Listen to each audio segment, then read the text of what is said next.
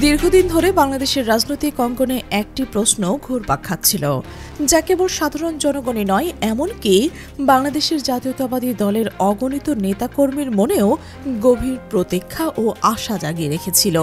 কবে দেশে ফিরবেন দলের ভারপ্রাপ্ত চেয়ারম্যান তারেক রহমান? এই প্রশ্নকে ঘিরে গত বেশ কিছু বছর ধরেই বিএনপির পক্ষ থেকে শোনা গেছে অসংখ্য প্রতিশ্রুতির ফুলঝড়ি। প্রতিটি বিশেষ দিন, প্রতিটি গুরুত্বপূর্ণ মুহূর্তকে কেন্দ্র করেই তৈরি হয়েছে প্রত্যাশার নতুন নতুন অধ্যায়, যা বারবার হতাশায় পর্যবসিত হয়েছে। এখন সেই প্রত্যাশার মেঘ সরে গিয়ে এক নতুন ও অপ্রত্যাশিত সত্য উন্মোচিত হতে শুরু করেছে, যা এতদিন বিএনপির দেওয়া তথ্যকে সম্পূর্ণ মিথ্যা প্রমাণ করছে এবং দলের দীর্ঘদিনের প্রতারণার চিত্রটিকেও স্পষ্ট করে তুলেছে। গত কয়েক বছর ধরেই বিএনপির শীর্ষ নেতৃত্ব থেকে শুরু করে তৃণমূলের কর্মীরা পর্যন্ত এক রৈখিক সুরে বলে এসেছেন তারেক রহমান অতি শীঘ্রই দেশে ফিরছেন। কখনো বলা হয়েছে তিনি আসবেন, কখনো রোজার পর আসবেন, কখনো ঈদের পর আসবেন। যখন বেগম খালেদা জিয়া চিকিৎসার জন্য লন্ডনে গিয়েছিলেন, তখন শোনা গিয়েছিল আম্মার লন্ডনে চিকিৎসা করাতে গেলে তার সাথে আসবেন। এমনকি তার দেশে ফেরার জন্য ঢাকার বিভিন্ন অভিজাত এলাকায় বাড়ি প্রস্তুত রাখার কথাও ফলাও করে প্রচার করা হয়েছে। বাড়িধারার বাড়ি রেডি, গুলশান 2 রেডি, টুপ্লেক্স বাড়ি রেডি, 3তলা বাড়ি রেডি, 8তলা বাড়ি রেডি, এমনকি রং করা হয়েছে। এমন সব বিস্তারিত তথ্য ছড়িয়ে জনমনে, যা তারেক রহমানের প্রত্যাবর্তনকে একটি আসন্ন বাস্তবতার রূপ দিয়েছিল। তবে এই প্রতিশ্রুতির রথের চাকা বারবার আটকে গেছে। ঈদ পেরিয়ে গেছে, কোরবানি ঈদও শেষ হয়ে গেছে। জুনে আসবেন, আগস্টে এসে বাংলাদেশে জন্মদিন পালন করবেন। সেপ্টেম্বরে আসবেন, আগস্টের শেষে আসবেন, অক্টোবরের শেষে আসবেন, নভেম্বরের শেষে আসবেনই। এমনই নানা তারিখ ও সময়ের কথা বলা হয়েছে, বিশেষত ডিসেম্বরের জাতীয় নির্বাচনের তফসিল ঘোষণার প্রাক্কালে। কারণ বিএনপির নেতারা মনে করেছিলেন নির্বাচনের আগে তারেক রহমানের আগমন দলের কর্মীদের নতুন করে উদ্দীপনা সৃষ্টি করবে এবং জনগণকে ঐক্যবদ্ধ করবে। কিন্তু বাস্তবতা ভিন্ন। এসব প্রতিশ্রুতির একটিও পূরণ হয়নি। তারেক রহমান আসেননি, এখন স্পষ্ট যে তিনি আসবেন না। এতদিন বিএনপির এই দীর্ঘসূত্রিতার জন্য বিভিন্ন কারণ দেখিয়ে এসেছে। প্রথমে যখন তার বিরুদ্ধে মামলা চলছিল, তখন যুক্ত ছিল মামলা আছে। দলের নেতাকর্মী ও শুভাকাঙ্ক্ষীরা এই যুক্তিকে মেনে নিয়েছিলেন। তবে সময়ের পরিক্রমায় সে চিত্রটি পাল্টে গেছে। এখন তার বিরুদ্ধে আর এমন কোনো মামলা নেই যা তার দেশে ফেরার পথে বাধা হয়ে দাঁড়াতে পারে। মামলা গেছে, এখন এই সত্যটি সবাই জানে। কিন্তু তারপরেও তারেক রহমানের প্রত্যাবর্তন ঘটেনি, বরং বিএনপির পক্ষ থেকে নতুন করে আসবেন বলে প্রতারণা অব্যাহত ছিল। এই মুহূর্তে এসে বলা হয় বিএনপির এই দীর্ঘদিনের ভঙ্গি ছিল কেবলই প্রতারণা। তাদের এই আশ্বাস ছিল ভুয়া। দলের ভেতরের বিশ্বাস এবং প্রকৃত তথ্য বলছে তারেক রহমানের দেশে ফেরার কোনো সুযোগ নেই। কোনো না কোনো বাধা ঠিকই রয়েছে। তাহলে এতদিন ধরে যে আসবেন বলে মানুষের মনে আশা জাগিয়ে রাখা হয়েছিল, তা কি স্রেফ মিথ্যাচার ছিল? এই প্রশ্নের উত্তর খুঁজতে গিয়ে সম্প্রতি নতুন কিছু তথ্য সামনে এসেছে। তারেক রহমানকে দেশে ফেরার পথে অদৃশ্য কোন বাধা বা ব্যারিকেডের কথা রয়েছে, তা খোদ বিএনপির কতিপয় গুরুত্বপূর্ণ নেতা ও মুখপাত্রদের মুখ থেকেই শোনা যাচ্ছে। এর মানে হলো যে বিষয়টি এতদিন গোপনে রাখা হচ্ছিল বা ভিন্নভাবে উপস্থাপন করা হচ্ছিল, এখন তার স্বরূপ উন্মোচিত হচ্ছে। এই বাধা কি? কারা এই বাধা তৈরি করছে? এই প্রশ্নগুলো এখন সামনে চলে আসছে। সম্প্রতি বিএনপির একজন টকশোবিদ এবং দলের অন্যতম মুখপাত্র নীলুফার চৌধুরী মনি, যিনি নিয়মিত টেলিভিশনে বিএনপির পক্ষে কথা বলেন, তিনি একটি বিস্ফোরক মন্তব্য করেছেন। তিনি বলেছেন, মায়ের দিকে তাকিয়ে তারেক রহমানের দেশে ফেরার ব্যারিকেড তুলে নিন। এই বক্তব্য দিবালোকের মতো স্পষ্ট করে দিচ্ছে যে তারেক রহমানের দেশে ফেরার পথে আসলেই কোনো বাধা বা ব্যারিকেড রয়েছে, কোনো সীমাবদ্ধতা বা রেস্ট্রিকশন রয়েছে। অথচ এতদিন কিন্তু বিএনপি এই বাধা বা ব্যারিকেডের কথা একবারও বলেনি। এতদিন বলা হয়েছে এই যে আসবেন, সব রেডি, আসবেন যে কোনো সময়, কোনো সমস্যা নেই, শীঘ্রই আপনাদের সাথে দেখা হবে। এমনকি বিবিসি বাংলাকে এক সাক্ষাৎকারেও তারেক রহমানের পক্ষ থেকে এমন ইঙ্গিত দেওয়া হয়েছিল। তাহলে দর্শক, এখানে প্রশ্ন হলো, এতদিন ধরে বিএনপি কেন এই বাধার কথা বলেনি? এটি প্রথমে স্পষ্ট করে বলা হয়েছে যে তারেক রহমান দেশে আসতে ব্যারিকেড রয়েছে, কিন্তু কি সেই ব্যারিকেড? এই বেডিকেট তত্ত্ব কেবল নীলুফার চৌধুরী মনিরের মুখেই নয়, তারেক রহমানের অন্যতম বিশ্বস্ত রাজনৈতিক সহযোদ্ধা এবং ব্যক্তিগতভাবে তারেক রহমান যাকে অত্যন্ত স্নেহ করেন ও যার সাথে ঘনিষ্ঠভাবে যোগাযোগ রাখেন, সেই জনাব মুজিবুর রহমান মঞ্জু একই কথা বলছেন। তিনি উল্লেখ করছেন যে তারেক রহমান দেশে ফিরতে বাধা দূর করেন। এর মানে বাধা বা ব্যারিকেড সত্যি রয়েছে। এটি বিএনপি এবং তারেক রহমানের লোকজনের নিজস্ব ভাষা। যদি বাধা থেকেই থাকে তাহলে কেন এতদিন এই মিথ্যাচার?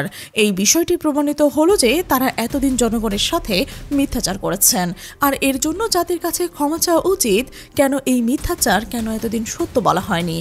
যদি আপনারা এই বাধার কথা আগে জানতেন তাহলে হয়তো আমরা সাধারণ জনগণ ও গণমাধ্যম সেই বাধা সমাধানের জন্য সোচ্চার হতে পারতাম।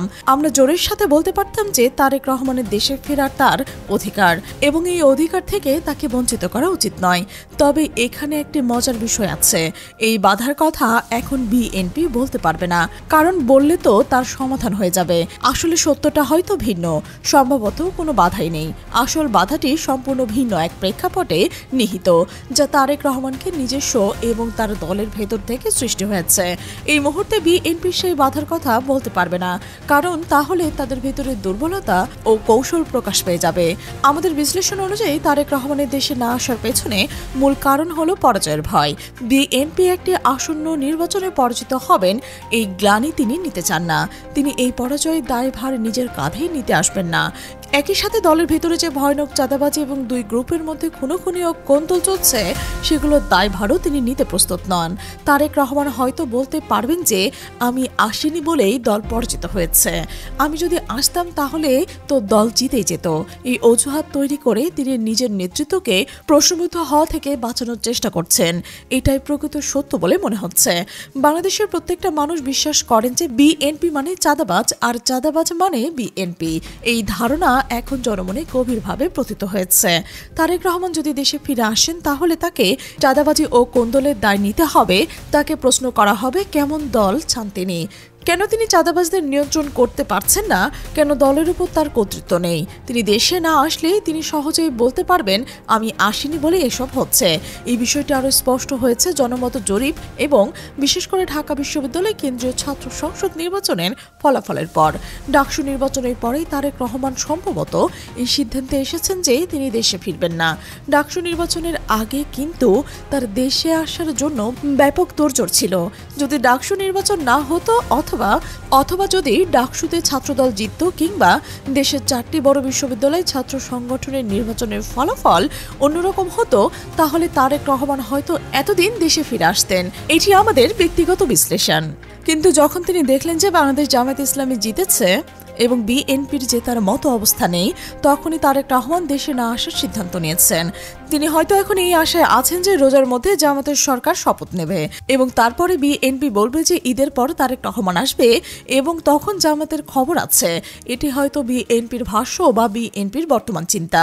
এতদিন ধরে এই যে প্রচারণা চলছিল তার মধ্যেই নীলুফার চৌধুরী মনির মন্তব্যটি কিন্তু একটি নতুন মাত্রা যোগ করেছে। তিনি এমনভাবে বলছেন যে এই ব্যারিকেড বা বাধা নাকি ডক্টর ইউনূস তৈরি করেছে। ব্যারিকেডটা ইউনূস দিচ্ছে, তার মানে ইউনূস সরকার আসতে দিচ্ছে না। এই অভিযোগের মাধ্যমে তারেক রহমান যেন তার দেশে না ফেরার দায় ডক্টর ইউনূসের উপর চাপিয়ে দিচ্ছেন। যদিও ডক্টর ইউনূসের পক্ষ থেকে তার প্রেস সচিব স্পষ্ট জানিয়ে দিয়েছেন যে তাদের দিক থেকে তারেক রহমান দেশে ফেরার ক্ষেত্রে কোনো রেস্ট্রিকশন নেই, কোনো বিধিনিষেধ নেই, কিন্তু দায়টা এখন তারেক রহমান এবং বিএনপি ডক্টর ইউনূসের উপর চাপাতে চাচ্ছেন। আশ্চর্যজনকভাবে বিএনপির কোনো মহল থেকে এর ব্যাখ্যা দেওয়া হচ্ছে যে তারেক রহমান এই জামাত নিয়ন্ত্রিত ইউনূস প্রশাসনের অধীনে দেশে আসতে চান না।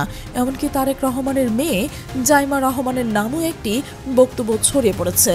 যদিও আমার বন্ধুত্বের সূত্রে আমি জানি যে আইডি থেকে আপনারা জাইমার বক্তব্য পান, সেটি তার আসল আইডি নয়, সেটি একটি ফেক আইডি বা বিএনপির কেউ চালায়। কিন্তু এই গুজব ও প্রচারের অংশ নিয়ে বিএনপি বোঝাতে চাইছে যে জামাত নিয়ন্ত্রিত ইউনূস প্রশাসনের অধীনে তারেক রহমানের জীবনের ঝুঁকি নিয়ে কেন আসবেন তিনি। এটা আসা ঠিক হবে না। তিনি তো আমাদের শেষ আশা, বর্ষার প্রতিশ্রুতির মতো।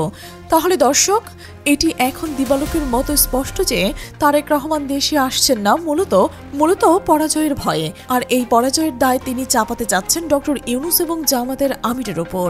এইবারের ঘটনা এখন স্পষ্ট হচ্ছে যখন বিএনপির চেয়ারপারসন খালেদা জিয়ার খোঁজ নিতে গিয়ে সাবেক সংসদ সদস্য নীলুফার চৌধুরী মনি সাংবাদিকের সাথে কথা বলেছেন। সেখানে তিনি তারেক রহমানের দেশে ফেরার থাকার ব্যারিকেড বা বাধার প্রসঙ্গটি জোরদারভাবে তুলে ধরেছেন। তবে মনিকে প্রশ্ন করা উচিত, কি বাধা?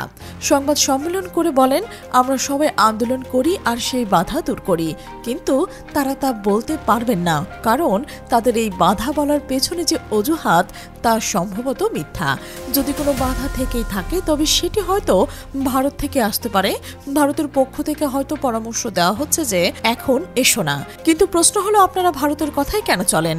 আর সরকার তো বলছে দলের পক্ষ থেকে কোনো বাধা নেই। তাহলে হয় আপনারা মিথ্যা কথা বলছেন, নতুবা ভারতের পক্ষ থেকে কোনো অদৃশ্য বাধা আছে। তবে আসল কারণ হচ্ছে ডাকসুতে পরাজয়ের পর বিএনপি বুঝে গেছে যে জাতীয় নির্বাচনেও তাদের ভরাডুবি হবে। মনি তার বক্তব্যে আরো বলছেন যে একজন সন্তান তার মায়ের কাছে যেতে চায়, মাকে দেখতে চায়, মা শেষ সময়ে পাশে থাকতে চায়। একজন সন্তান তার মায়ের কাছে আসার ক্ষেত্রে নাটক রাখার কোনো উপায় নেই। এই আবেগঘন আবেদন নিঃসন্দেহে সত্য, কিন্তু বাধা যদি সত্যি থেকে থাকে তাহলে তারেক রহমানের এখন উচিত একটি ট্রাভেল পাস বা ট্রাভেল ডকুমেন্ট নিয়ে টিকিট কেটে চলে আসা। কোনো ইমিগ্রেশন তাকে আটকাতে পারবে না। আর যদি আটকে দেয় তাহলে জাতিকে দেখাতে হবে যে ইমিগ্রেশন তাকে আটকে দিয়েছে, তিনি আসতে পারেননি। যদি তিনি এই কাজ না করেন তাহলে বুঝতে হবে যে বিএনপি এবং তারেক রহমান তারা সবাই পরিকল্পিত মিথ্যাচার করছে। খালেদা জিয়ার এই চরম সংকটকালীন সময়ে বিএনপির কোনো ঈমান, আখলাক, আমানত কিছুই নেই। একদিকে খালেদা জিয়ার মৃত্যুর শয্যায়, অন্যদিকে বিএনপির সন্ত্রাসী দুই গ্রুপের মারামারি করছে। এই পরিস্থিতি প্রমাণ করছে যে তাদের ন্যূনতম কোনো ঈমান নেই। দলের প্রতিষ্ঠাতা নেত্রী যখন জীবন মৃত্যুর সন্ধিক্ষণে, তখন দলের নেতারা এমন কৌশলী মিথ্যাচারের আশ্রয় নিচ্ছেন যা তাদের নৈতিক অবস্থানকে প্রশ্নবিদ্ধ করছে। তারেক রহমানের এই দেশে না আসার সিদ্ধান্ত এবং এর পেছনের লুকোনো অজুহাতগুলো বিএনপির ভবিষ্যতের জন্য এক অনিশ্চিত বার্তা বহন করছে। দলের ভেতরকার এই বিশৃঙ্খলা ও নেতৃত্বের এই আত্মরক্ষামূলক অবস্থান কেবল তাদের সমর্থকদের মধ্যেই আশা তৈরি করছে না, বরং সামগ্রিক রাজনৈতিক বিশ্বাসযোগ্যতাও হ্রাস করবে।